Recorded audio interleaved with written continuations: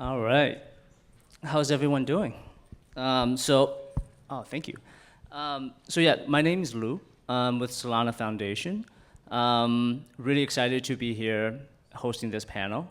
Actually, I started my career in New York. I'm currently based in Singapore, but in the early 2000s, I was here at a place called Office at 383 Madison, which some of you might know. So excited to be here to host this panel. So we can start with maybe a quick round of introductions, and then we can kind of get into the questions. Maybe Dan, would you mind kicking it off? Sure, thank you. Good to see everybody again.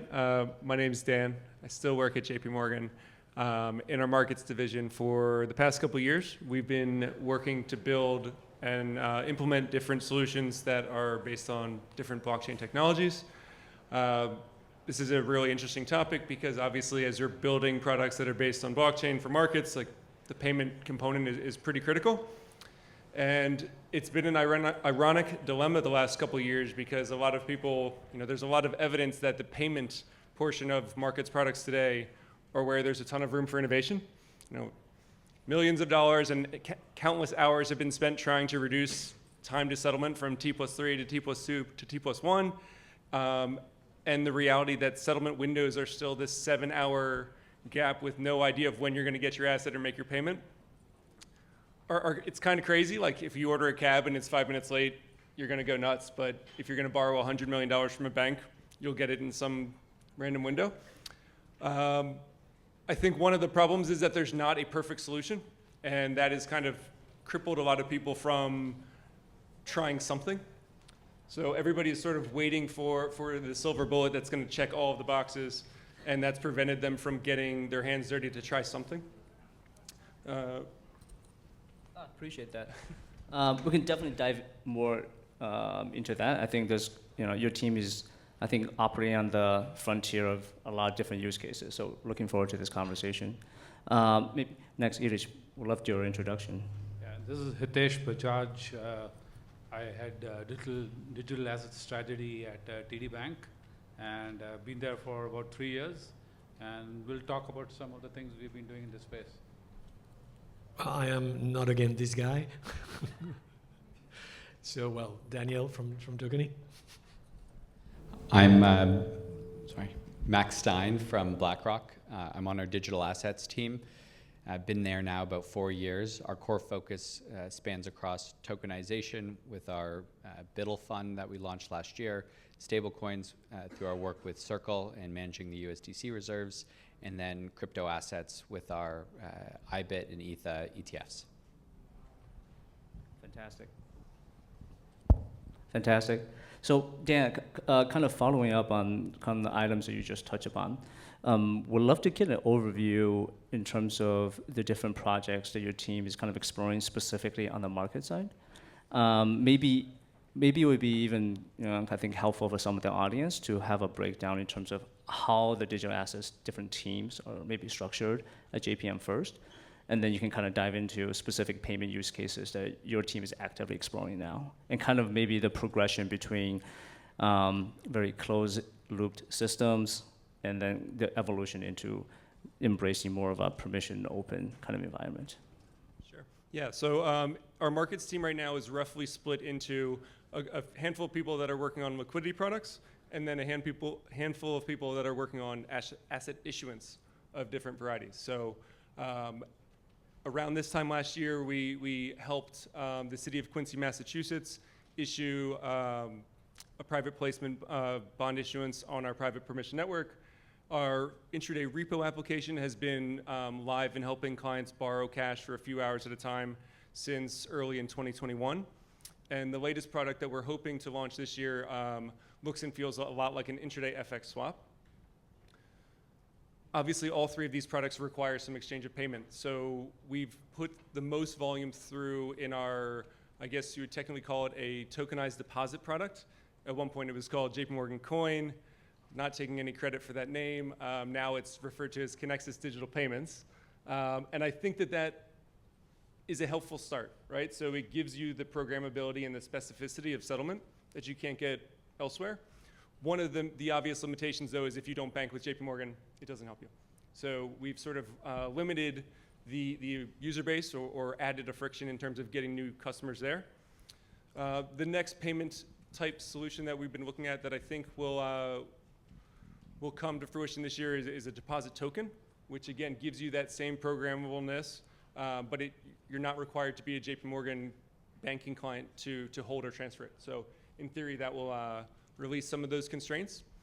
And then I think the last idea that we've talked about a couple times, one of which was the project with Monero, which is different type of orchestration schemes or strategies where you can actually have a transfer of cash that's on one ledger or in one set of accounts and assets that are elsewhere. And I think that that is a pretty good compromise. Just talking to all the people in markets, like trying to sell them a product that you think is 10x better, that violates one of the central tenets for them, which is DVP settlement, sort of like a roughly risk-free settlement or atomic settlement, and not being able to give that to them is a really limiting factor. So the best thing would be that you've got atomic on-chain settlement. The second best thing is that you can prove that you have a very reliable orchestrated settlement between the two chains. Yeah, that's fantastic. One follow-up question on what you just mentioned, like in terms of, as you mentioned, if you have money on one chain or one ecosystem and you have the assets on the other one, in terms of your consideration, in terms of understanding the risk on the bridging, the actual bridging side, right? If a trade unwinds and you have assets maybe trapped on one side and then you have your money on the other, like just curious on your thoughts and if you guys have considered in terms of like how to de-risk those type of situations. So that's absolutely the topic that everybody's afraid of, right? Nobody wants to be able to go to their board and explain the new product where they're going to end up paying some money and not get anything in exchange for it. So all of the different orchestration schemes that we've looked at have been some variety of segregate the asset or earmark the asset, move the cash, and then release the underlying asset. And we've seen that that work in production in a few different instances. So that seems to be a model that people are getting comfortable with. Ultimately, I don't think people really are comfortable until they see it happen, which is part of the problem. If you have like a 1 year cycle really to get the approvals and build up support for a new product and then actually seeing it, it's a difficult thing to get people to trust you. Fantastic. Hitich, how are you doing? Pretty good. Good. From one bank to another, we'd love to kind of hear a little bit about kind of your team's experience with the RSM project, kind of backwards looking in terms of the genesis of it, kind of the different stakeholders, the lessons learned, and we can just start from there. But in addition to that, we'd love to kind of hear your thoughts on the evolution of that project into, even Project Agora, for example. Okay, so I want to build on some of the things that perfect. Dan said, and I may end up answering your second question you asked him. So what we did was we looked at the current market infrastructure for assets, which is very fragmented, and we know that there are a lot of live implementations out there where people are using distributed ledger technology to move money. I mean, you've heard some examples. I think a couple of panels ago, they were talking about how they can use the technology to move money 365, improve liquidity. And so the idea behind this initiative was that we could use this to really improve the efficiency of settlement of assets. So what we did was we created a multi-ledger infrastructure, and where we brought on tokenized central bank money, tokenized commercial bank money, and also various types of assets. So the ones we tested were investment grade bonds and treasuries. And what it was an experiment, and we have reports that were published. Anyone who's interested, you can download these reports. Just Google Regulated Settlement Network, and we published 3 reports: a business report, a technical report, and a legal report. So what we showed was that using this infrastructure, you could really do an atomic settlement of a DVP transaction that involves exchange of assets, and you could settle that using central bank money and commercial bank money. So you could do it across banks. So if it was going across 2 banks, the banks would use central bank money to do settlement amongst themselves. And to come to the second question that you asked, Dan, that was one of the use cases we tested, where we did a intra-day repo transactions where it was happening on a different platform, and then we worked with Swift, who were providing the basically the interoperability solution, and we use RSN for just the money part of it. So the settlement of assets happened on a separate platform, and then the money got settled on RSN.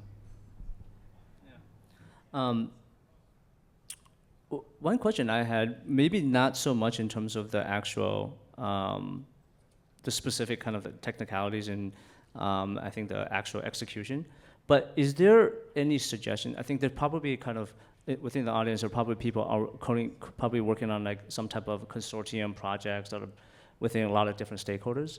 Kind of having completed, I think, that project, do you have any advice for people at a higher level in terms of how to manage a successful project?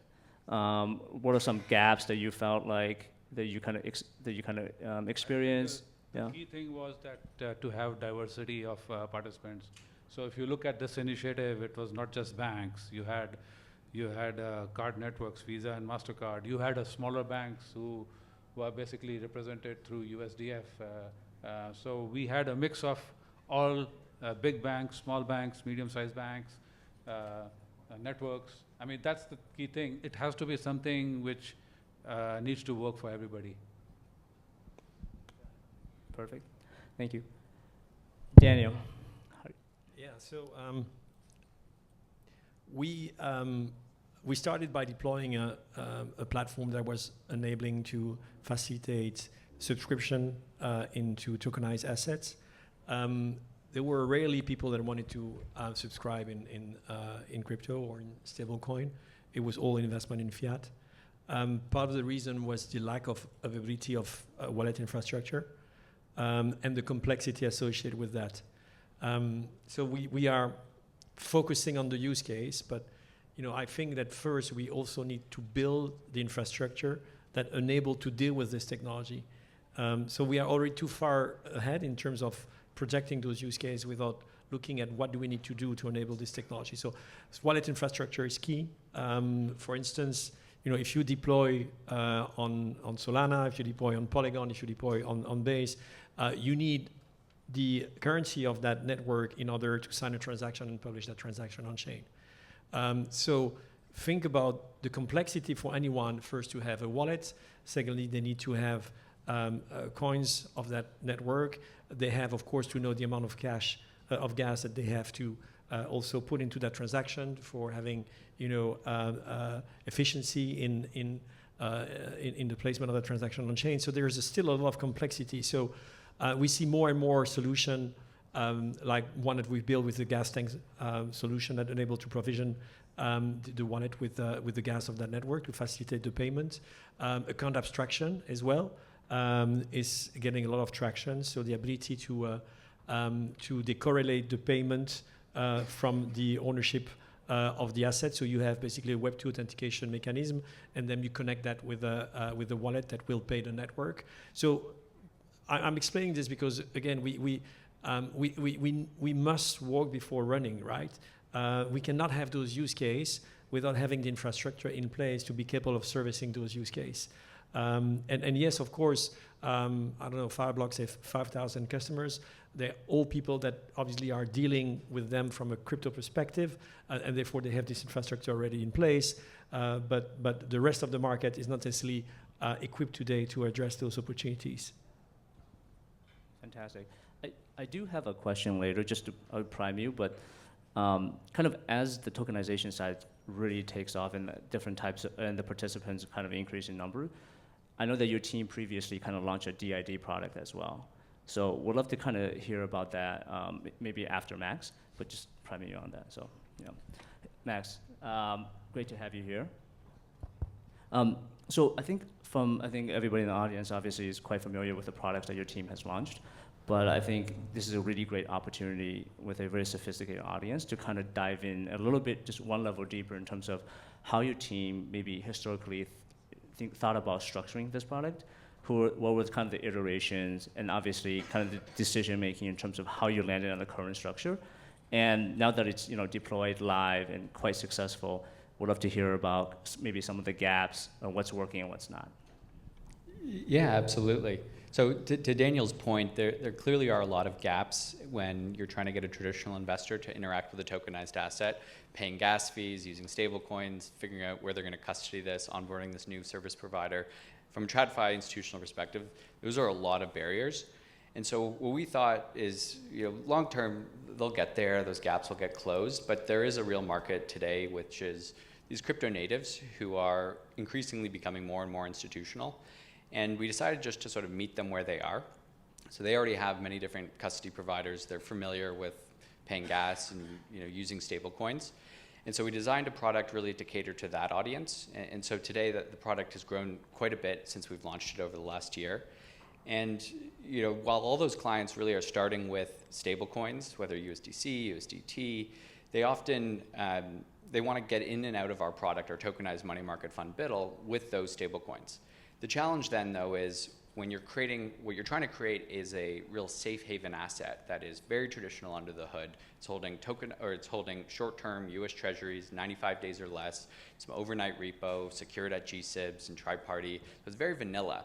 And as soon as you start to introduce stablecoins directly into the fund, some investors may pause a little bit about how that may introduce certain risks, right? If you can imagine a scenario where there's a stablecoin DPEG event and people are minting your tokenized fund, and then maybe your fund, it's a tokenized money market fund, maybe it breaks the buck. So to avoid those types of scenarios, we decided just to keep it super clean at the primary asset level and only accept US dollars in and US dollars out directly.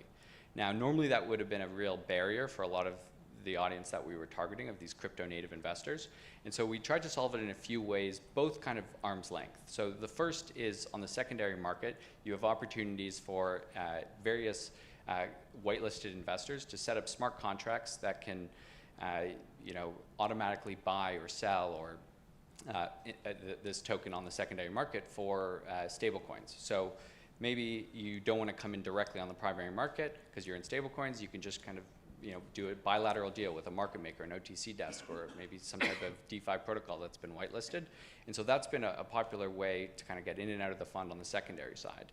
But when some investors are coming in with really large amounts of stable coins, and there might just not be enough liquidity or purchasers or sellers on the secondary market. So to meet that side, we introduced sort of this arm's length solution where clients who are in stablecoins today and want to get directly into the fund, and they don't want to deal with the infrastructure of setting up bank accounts and converting their stablecoins over a 3-day process, avoiding the fees.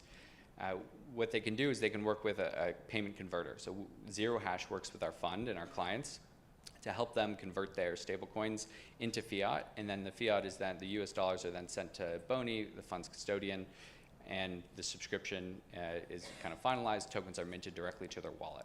So that's kind of another sort of arm's length way to get into the fund. But ultimately, when you do these things away, whether it's through market makers and OTC desks on the secondary market or through these payment converters, you do introduce additional layers of fees. And ideally, you have a product that you can start in stablecoin, you can get into the product, no fees, and you can get out of it for also no fees. And so ideally, long term, these solutions will start to emerge where perhaps maybe there'll be comfort with paths of how can you accept a stablecoin directly as a subscription asset and somehow side pocket it so that if something does go wrong, whether it's the crypto custodian you're custodying the stablecoins at or the stablecoins themselves, especially if you go down the longer tail of stablecoins, that those issues are isolated to that specific investor and don't kind of leak into the rest of the investor pool. Can I ask you something? Yeah. And by the way, Zero Hash is not only collecting, but also ensuring that the KYC process is being properly done on those USDC, right? I mean, that's part of the value they deliver, which I think is super important as well. Yeah.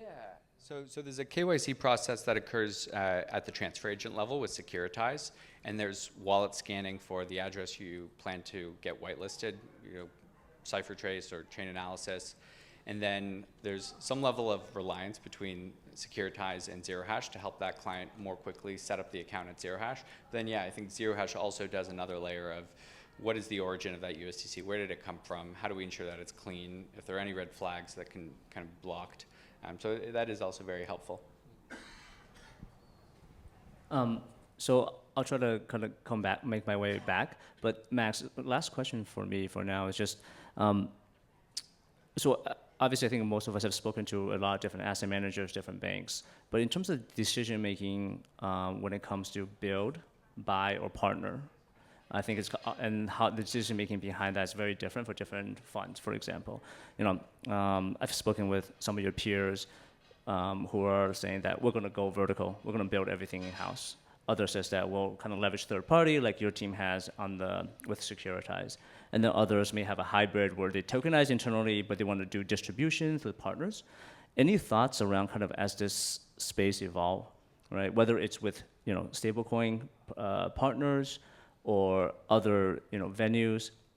What's your decision making internally in terms of frameworks about I say as this space evolves? Yeah, it's a great question. I think there's a couple dimensions to it, but at the first sort of step of review, it's what is our real core expertise, and let's lean in there. BlackRock's not a transfer agent. Really, our focus is on asset management, so we didn't want to play the role of the sort of independent transfer agent and bring that in-house. So we looked at the market, there were some great providers out there, and we ended up choosing to launch BIDL with Securitize as the TA. The fund admin is BNY, the auditors are PwC, and the custodians BNY. All of those roles, to a certain extent, besides the auditor, probably could be brought in-house by some firms. I think our decision was just, that's not really our core business.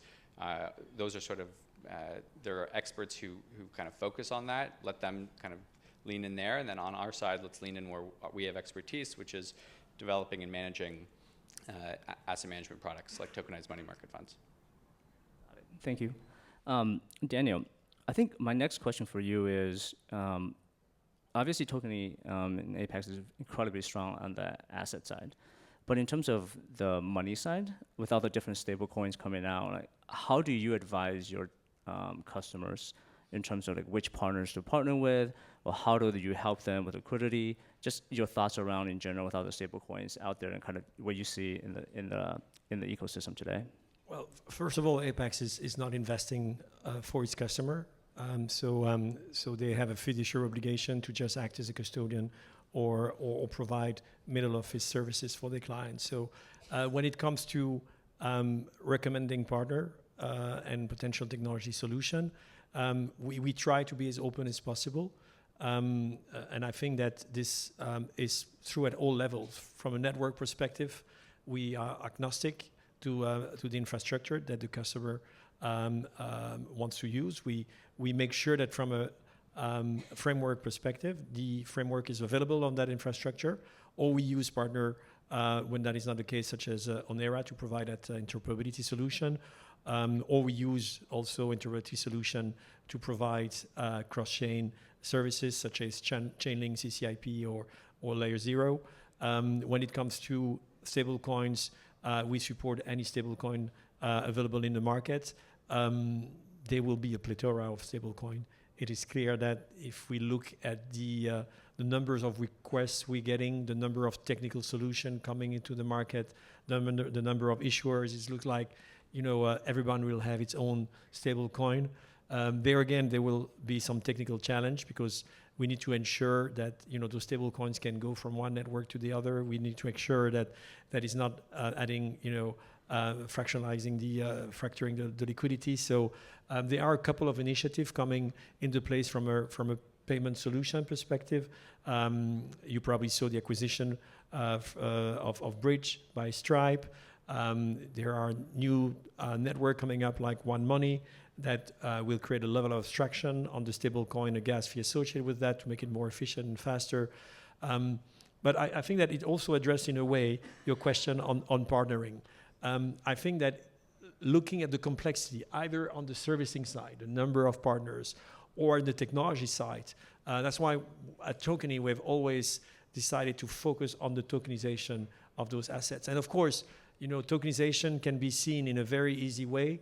You can take an ERC20 and whitelist two wallets and do a transaction, but your token will not go anywhere. Or you use something a bit more sophisticated and you do whitelisting of identity. You add a permission layer and you control the token. So So there's a really different level of sophistication there.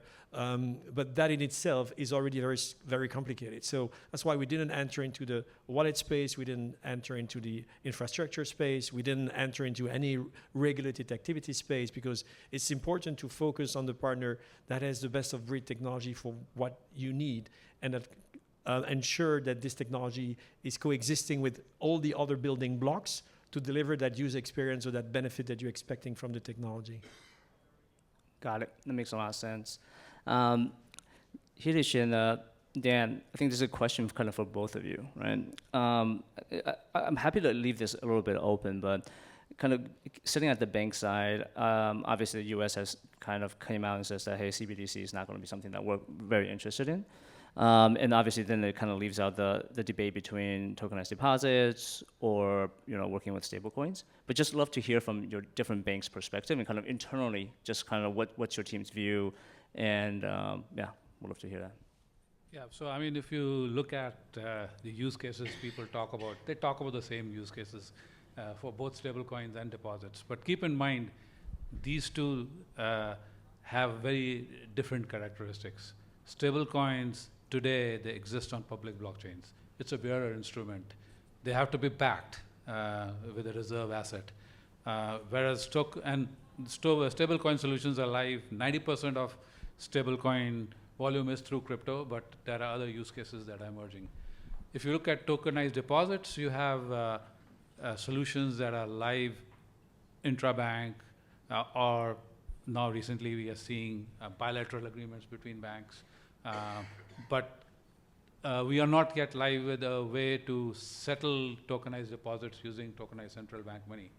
That's still an experimentation phase. So we don't even know what use cases will emerge, but just keep in mind, when you have different characteristics, it will automatically,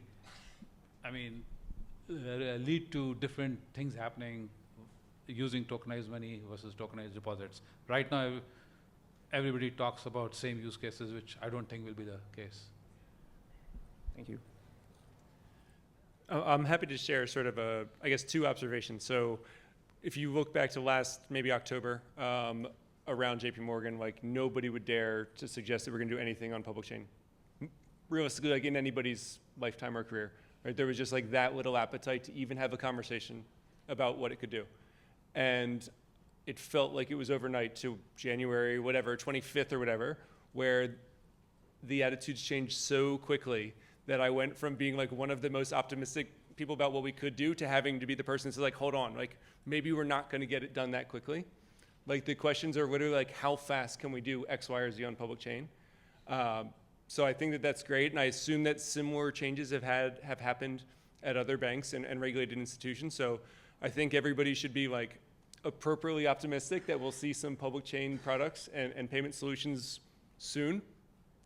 I think that people should also realize that even when banks are super optimistic about doing something new, they still are banks and they still are slow. So we'll see a few things that look a lot like tests or POCs this year that are production but test scale. And then that will sort of set the stage for what I think will be the next phase of growth here. Maybe just to comment, also a year ago you didn't have a Chainlink CCIP solution. So you need those type of technology solution to enable those use case. And that's also the evolution of this technology that makes those use case possible, and that bring the level of comfort that is required for you to create those conditions and those use case, right? Yeah, it is a very positive flywheel where you have people that are open-minded to looking at new things, and then all of a sudden you get smart people around the table and they say, yes, we actually can do more than what you thought we can do, and then that gives people more comfort, and then you have a whole slew of new products. Fantastic. So we have 1 minute left. So we'll open it up to the field for questions. Does anybody have a question?